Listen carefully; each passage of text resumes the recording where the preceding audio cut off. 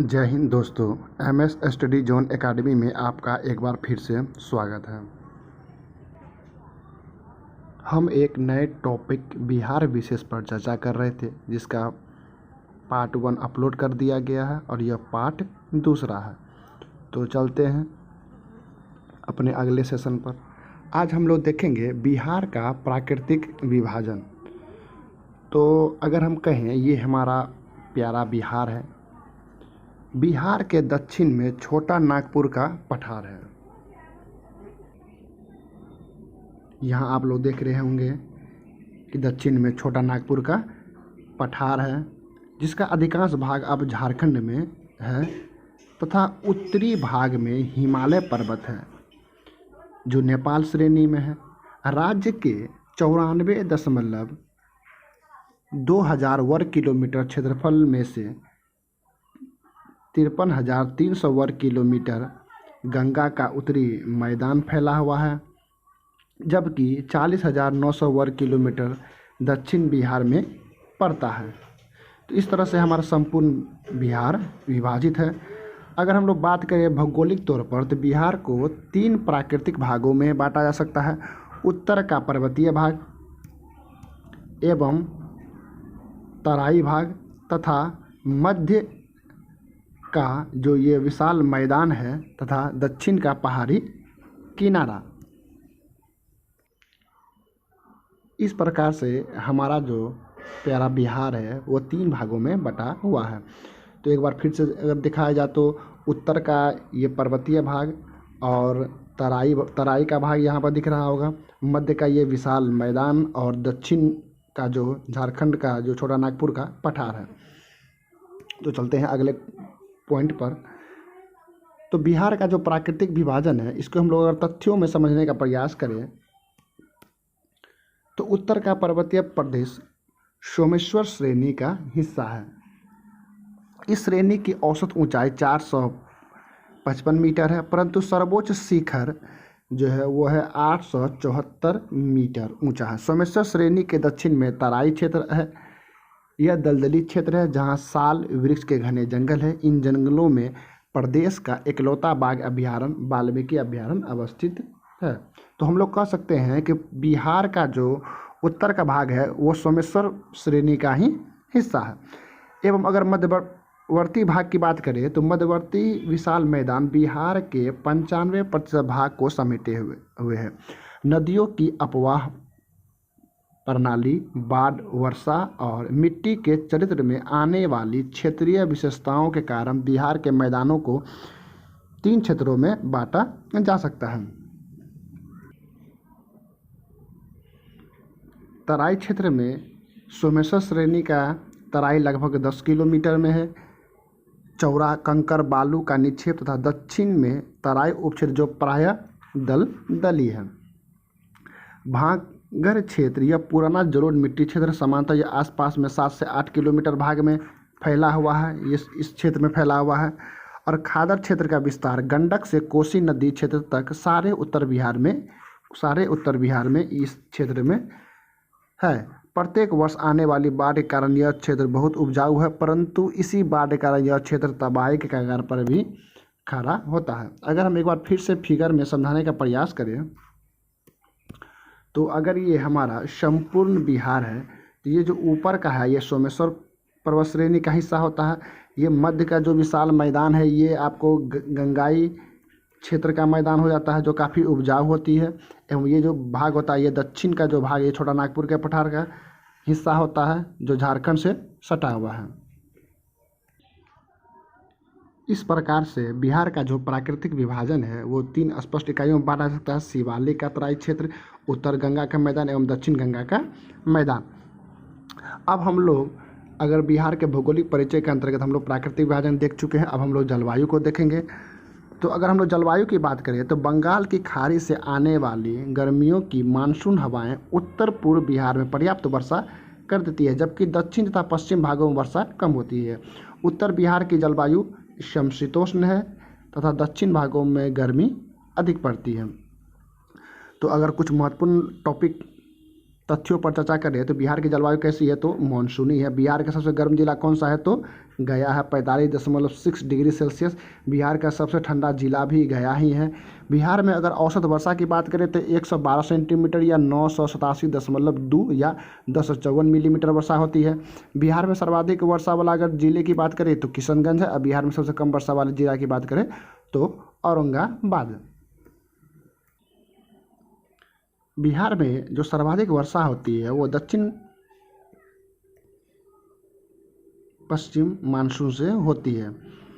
तो अगर हम कह सकते हैं कि बिहार में मानसून का जो आगमन होता है वो जून के दूसरे सप्ताह में अर्थात 12 से 16 जून के मध्य होती है। और अगर हम बात करें बिहार में मानसून प्रत्यावर्तन अर्थात रिटर्निंग ऑफ मानसून, अर्थात बिहार में मानसून कब से कब तक रहता है, तो अक्टूबर से नवंबर तक रहता है बिहार में मानसून। बिहार में अगर शीतकालीन वर्षा की बात करें तो यह दिसंबर से जनवरी में होती है। ये सभी पॉइंट्स किसी न किसी एग्जाम में पूछे गए हैं। और अगर दक्षिण पश्चिम मानसून के बंगाली खाड़ी से बात की जाए तो बिहार में 85% वर्षा दक्षिण पश्चिम मानसून से होती है। बिहार में सर्वाधिक जो सिंचाई होती है वो नलकूप से होती है। बिहार के उत्तर पूर्वी क्षेत्र में स्थित किशनगंज में सर्वाधिक वर्षा होती है। बिहार की सबसे बड़ी अगर सिंचाई परियोजना की बात की जाए तो यह गंडक परियोजना है, जो कि बिहार एवं उत्तर प्रदेश की संयुक्त परियोजना है। बिहार एक भौगोलिक परिचय के अंतर्गत हम लोगों ने प्राकृतिक विभाजन को देखा है, जलवायु को देखा है। अब हम लोग वन क्षेत्र को देखेंगे जिनसे एग्जाम में अक्सर प्रश्न आते हैं। बिहार के कुल भौगोलिक क्षेत्र के 7.76% भाग में वन आवरण, अर्थात बिहार के कुल भौगोलिक क्षेत्र में 7.76% भाग पर वन है। जबकि अगर वृक्ष की बात की जाए तो यह कुल भौगोलिक क्षेत्र का 2.13% है। अगर हम लोग बिहार के क्षेत्रफल की बात कीजिए 94,163 वर्ग किलोमीटर है।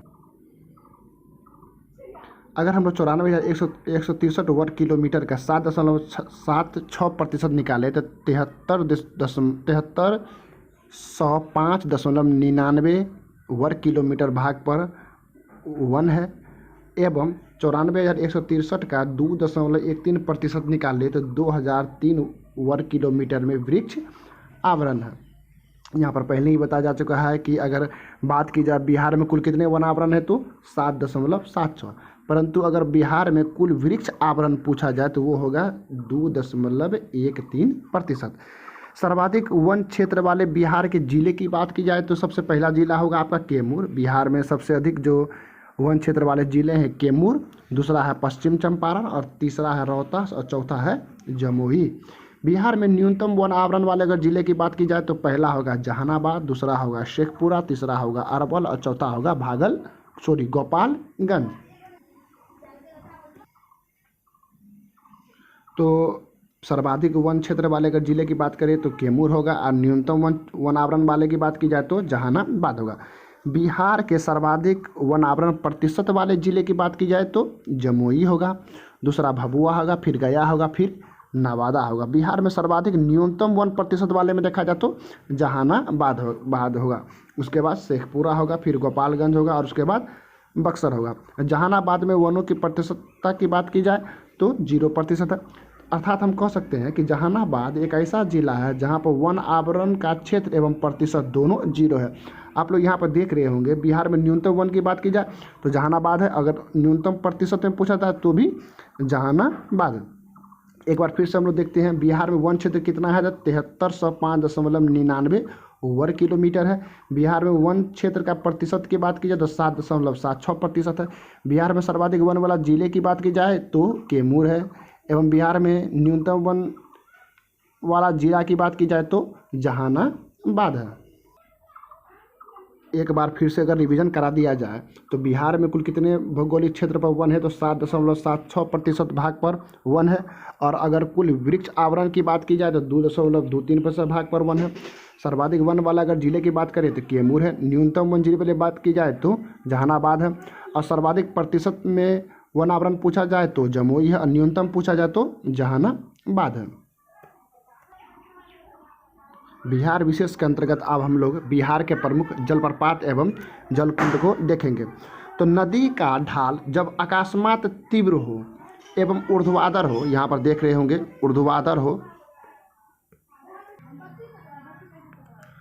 ऊर्ध्वाधर हो और जल वेग से नीचे गिरे तो इस अवस्था को हम लोग जलप्रपात बोलते हैं। इन जलप्रपातों का निर्माण उन नदियों के मार्ग में होता है जिनके तल कठोर, यहाँ पर देख रहे हैं आप लोग, तथा मुलायम सेलों के परते क्रमवत स्थिर हो, अर्थात अवशिष्ट श्रेणियों और पहाड़ियाँ हैं जो जलप्रपात का निर्माण करती है। अर्थात हम कह सकते हैं कि जब तीव्र नदी का ढाल हो और अकस्मात पानी नीचे की ओर गिरे ऊर्ध्वाधर रूप से, तो इस प्रकार जो अवस्था का निर्माण होता है उसे ही हम लोग जलप्रपात कहते हैं। आप लोग यहाँ पर भी फिगर में देख रहे होंगे।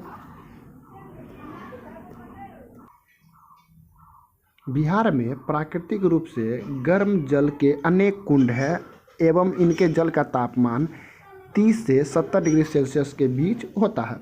बिहार में गया, रोहतास और नवादा जिलों में अनेक स्थानों पर जलप्रपात मिलते हैं। बिहार में सर्वाधिक विख्यात एवं ऐतिहासिक जलप्रपात के झरने एवं जलकुंड राजगीर में, ये प्रश्न बार बार पूछा गया है कि बिहार में सर्वाधिक ऐतिहासिक एवं गर्म जलकुंड कहाँ अवस्थित है, तो राजगीर में। बिहार में मुख्यतः राजगीर, मुंगेर तथा गया में प्रसिद्ध गर्म जलकुंड पाए जाते हैं। इनके गर्म होने का जो कारण है वो है अत्यधिक मात्रा में लवण एवं गंधक का होना। राज्य में गर्म जलकुंड के लिए प्रसिद्ध स्थल राजगीर है, ये मैंने पहले ही बता दिया है, तथा सप्तधारा एवं सतधरवा नामक 7 धाराओं से गर्म जल निकलता है। राजगीर में बिहार में गर्म जल स्रोतों का दूसरा प्रमुख जिला मुंगेर है। पहला आपका राजगीर है और दूसरा आपका मुंगेर है।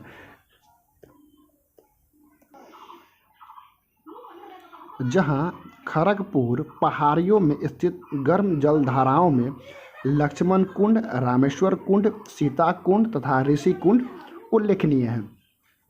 अगर इन तथ्यों से देखा जाए कि कौन से प्रश्न पूछे जाते हैं, तो पहला प्रश्न पूछा जाता है कि बिहार में सबसे अधिक जो गर्म जल कुंड है वो कहाँ पर अवस्थित है, तो राजगीर में। दूसरा कहाँ पर अवस्थित है, तो दूसरा होगा मुंगेर जिला में, जहाँ पर लक्ष्मण कुंड, रामेश्वर कुंड एवं सीता कुंड काफ़ी प्रमुख है, अवस्थित हैं।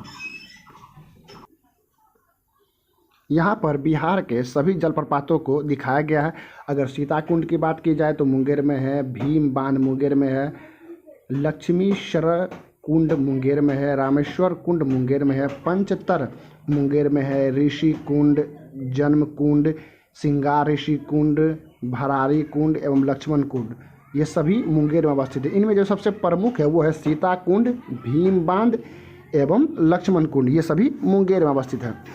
अगर हम लोग राजगीर की बात की जाए तो सप्तधारा एवं सतधरवा राजगीर में है, सूर्य कुंड है, गोमुख कुंड है, ब्रह्म कुंड है, नानक कुंड है एवं मखदूम कुंड है।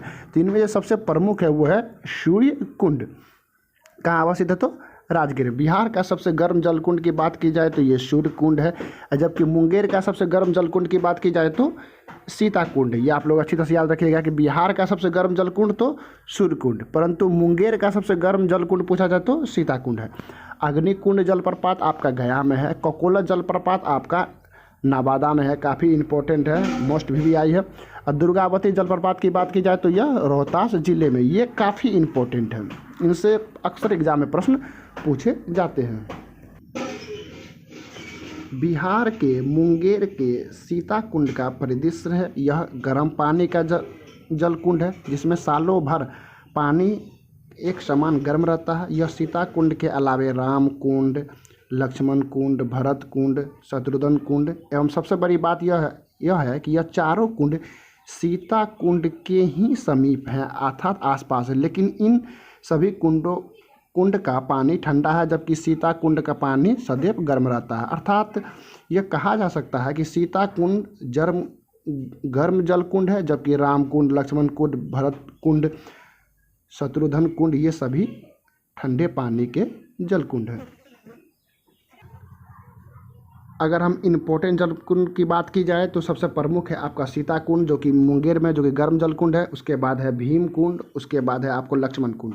अगर राजगीर की बात की जाए तो यहाँ पर सूर्य कुंड सबसे प्रमुख है, नानक कुंड प्रमुख है, और ये तीनों काफ़ी ज़्यादा इंपॉर्टेंट है। अग्नि कुंड, ककोलत जलप्रपात एवं दुर्गावती जलप्रपात तो अग्निकुंड आपका गया में है, ककोलत आपका नवादा में है जो कि 160 फीट ऊंचा है, और दुर्गावती आपका रोहतास जिले में है। अगर बिहार के सबसे गर्म जलकुंड की बात की जाए तो ये सूर्यकुंड है जो कि आपका राजगीर में है, जबकि मुंगेर का जो सबसे गर्म जलकुंड है वो है सीताकुंड। बाकी मुंगेर के जो अन्य जलकुंड है ये सभी आपके ठंडे जलकुंड हैं। इसी के साथ आज के वीडियो को समाप्त करते हैं। मिलते हैं अगले वीडियो में बिहार के प्रमुख नदियों के साथ। इस वीडियो को देखने के लिए धन्यवाद। जय हिंद, जय भारत।